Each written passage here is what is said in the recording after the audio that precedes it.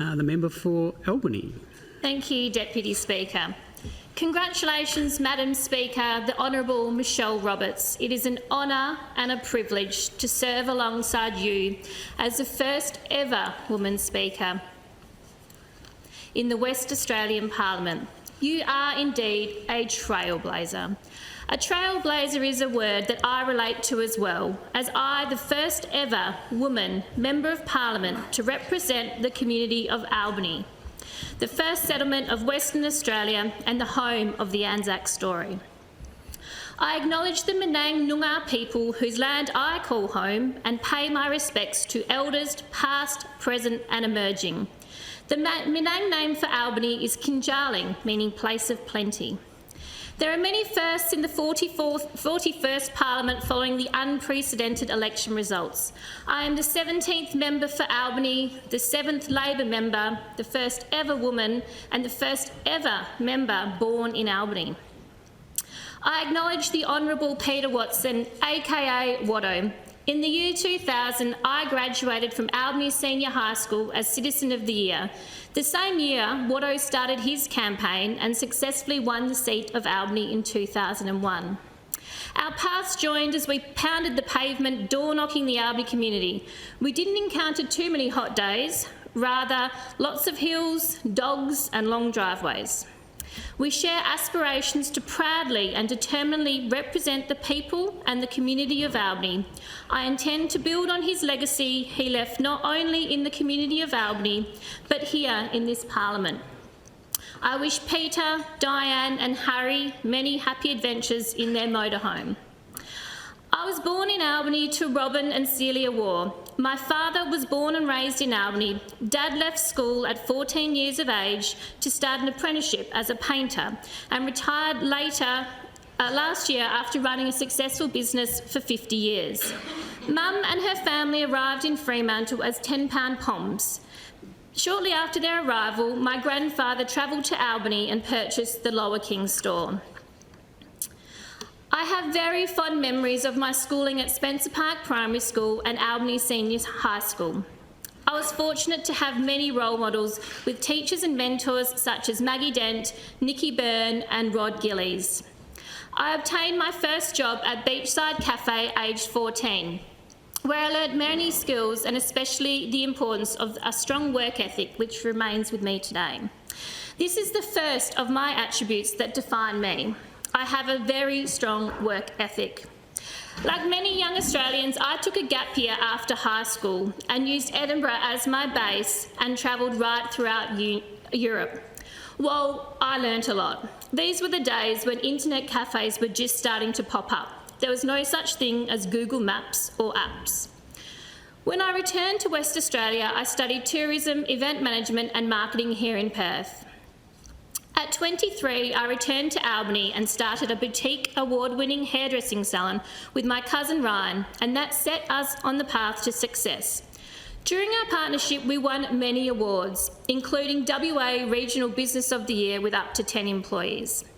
I was an active member of the Executive Committee of the Albany Chamber of Commerce, the youngest by 35 years, and still the youngest ever serving member. While at the Chamber, I was instrumental in establishing the ACCI Great Southern Women's Group and bringing younger business owners to the membership. I'm a proud member of the Chamber amongst 600 diverse businesses in their current membership. I acknowledge the humble baked bean seller Paul Leonetti. Paul is an inspiring businessman who has taken brave investments to progress Albany, with the opening of the Hilton Garden in the coming months on the Albany foreshore. Volunteering was instilled in me in a very young age. My father is a football legend and life member of the Royals Football Club. My mother, a life member of the Albany Surf Lifesaving Club and Surf Lifesaving WA. The value of volunteering helped shape the person I am today. As a keen sports person, I often played multiple sports with mum and dad coaching, scoring, umpiring and volunteering as committee members. Sport was my life. I went to school to socialise and played sport. I trained and I played hard. I represented Albany in country carnivals in basketball, football, volleyball, swimming, surf lifesaving and netball over many years. Let me tell you a story that illustrates what kids from the bush face and still face today. I loved swimming. When I was 10 years old, my coach Andy J took me, the only kid from Albany, to the state titles at Challenge Stadium in a 50-metre pool.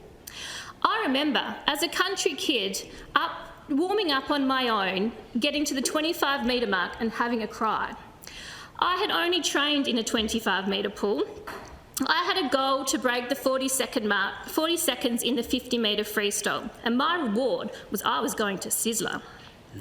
I marshalled my stomach full of nerves. The grandstand was packed. I took the blocks. The gun went.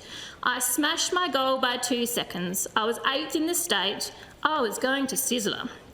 At the age of 10, I knew as a country kid I was going to face challenges, but I was ready for them. My family joined the Albany Surf Lifesaving Club in 1990. The club was close to folding with only 50 members. Mum became the secretary and committed to revamping the membership, which now has over 400 members. Surf Lifesaving taught me the value of community service. The surf club became my second home. Summers patrolling the beach, travelling to compete at carnivals and keeping the Albany beaches safe. Middleton Beach is known as one of the safest beaches in WA. However, when I was 17, we lost a community member. I was involved in the rescue and resuscitation. We couldn't have done anything else. However, the experience and loss stays with me today. I had many opportunities through surf. I obtained my first professional job at Surf House as an education program coordinator. I was chosen to volunteer in Bali, training locals to obtain qualifications to gain employment, and served on the Albany Surf Lifesaving Club as the Executive Director of Education and other committee positions. Surf lifesaving clubs are unique. They are sporting clubs which provide vital emergency services to the WA communities.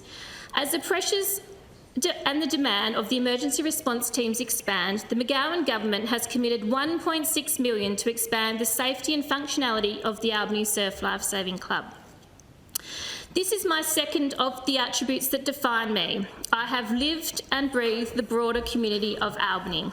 So, the obvious move for me was to become involved in local government.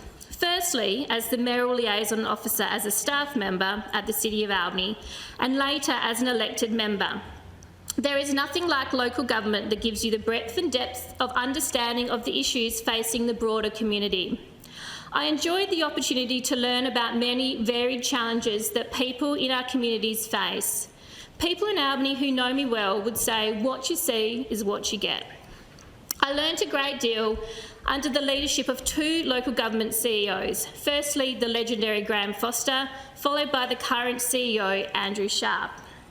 I acknowledge the City of Albany Mayor, Dennis Wellington, for his bullish, passionate advocacy for Albany, and fellow councillors, current Deputy Mayor Greg Stocks and Councillor Rob Sutton, for their support, guidance and wisdom over the years. The third attribute that defines me, my thirst for knowledge and understanding. Prior to being elected, I was the Regional Manager of WorkLink WA, a not-for-profit organisation providing career and training services. I absolutely love this role and its ability to adapt to a changing scope. Let me tell you about Dakota, one of our many success stories. I had a call from an old school friend who had a junior warehouse position. I took Dakota down to the business for a meet and greet. Dakota had been a student with WorkLink for 18 months and prior to that had only attended high school for 4 days. Not 4 days each week, 4 days in total. He did a trial at the warehouse and the next week, a trial at the warehouse the next week, and is currently completing a full-time traineeship. This is the perfect example of how organisations like WorkLink can fill the gap with many young people who slip through the cracks of the traditional education system. It is vital that government continues to partner with not-for-profit organisations like WorkLink because there are many, many young people like Dakota in our communities. Organisations like WorkLink are perfectly placed to provide for local needs. An example is when South Regional TAFE collaborated with WorkLink in the response to the hospitality skills shortage by delivering a fast-track course for students to gain an RSA, barista and COVID food safety qualification, along with speed networking with hospitality businesses who were seeking staff. This was highly successful. Just last week, I was introduced to one of the successful students from that program who is now working full-time with the skills learnt at the Albany Entertainment Centre. Monday, following the election, a journalist joked that I'd have to resign from my job. It was honestly the most rewarding job, helping young, vulnerable youth to obtain training and employment. Resigning became a bit easier when my colleague, friend and CEO of WorkLink was elected to the seat of Warren Blackwood. The McGowan Labor government created the Regional Economic Development Grants program so that strategic government investment can get small local projects off the ground to help diversify our regional economies, drive regional growth and create local jobs. Since 2017, nearly $1.5 million has been invested in Albany through the REDS grants. Businesses like Hymac Attachments, Albany Seafood, Monty's Leap Winery, Westerberg Aluminium Boats, June's Brewery and Beck and Call Coffee. Albany's Hymac manufacture machinery attachments for agriculture and earth-moving sector. From their roots as a small family business to a leader in the Australian attachment industry, Hymac have experienced incredible growth. The grants have helped Hymac kickstart digital infrastructure for their manufacturing facilities. Their workforce will reach around 65 employees by the time the second manufacturing facility is up and running later this year. To my thank yous, to my campaign director, the Honourable Alana McTiernan, you, my friend, are a warrior, inspiring and compassionate. Thank you also to your family for their willingness to help in any way. Your support, wisdom and encouragement has changed my life. To Guy Roth, I would not be here without your dedication to the campaign. To Ben Headlam, Ian Bishop, Claire Hanson, Kenneth John, Di Fry, Luke Gibson, Darcy Duncan and the Albany Labor branch. Also thank you to Ben Harris and the SDA, to Brad Gandy and the AWU, to the former Premier Alan Carpenter and all the volunteers, supporters and donors. To the WA Labor campaign HQ team, your support and dedication was outstanding. To my fellow regional members of Parliament, a special congratulations to you. Our regional representation is so important. Regional voices need to be heard and acknowledged. Regionally, we face diverse challenges and are presented with many opportunities. This government has demonstrated its commitment to creating jobs and diversifying the regional economies so that local small businesses can benefit. To the Premier, Mark McGowan, thank you for your solid, unwavering leadership, for your dedication and commitment to the party and for your advocacy to see more women in Parliament. You rose to rock star status in 2020 for many reasons. The Albany Roller Derby team using your famous "run and eat a kebab" comments for fundraising t-shirts. They asked that I thank you. I acknowledge my friends and family. To my mum, Celia, thank you for your unwavering love and support always. To my husband, Darcy, who has embraced and supported me to become a Member of Parliament. To my sister, Megan, who is a nurse who serves the Albany community. And to my dad, who proudly during the campaign flogged around the streets of Albany on his gopher as a mobile billboard. To my children, Fergus, my quiet lamb, lover of history, sport and music, and to Maggie, my rooster, fearlessly determined, independent and soccer mad. Thank you for being resilient. The journey has just begun. It is an exciting time for Albany with planning underway for the bicentenary in 2026. The delivery of the new Mount Lockyer Primary School, the Albany Ring Road, the Radiation Oncology Centre and everything else in the WA Labor plan for Albany that will create jobs.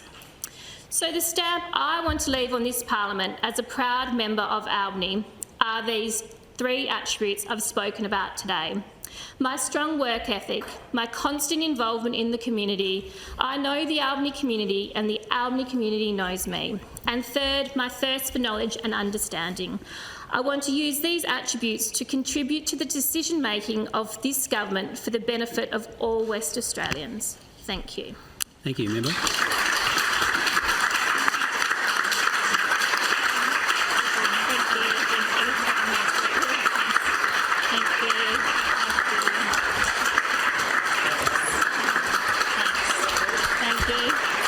Yeah.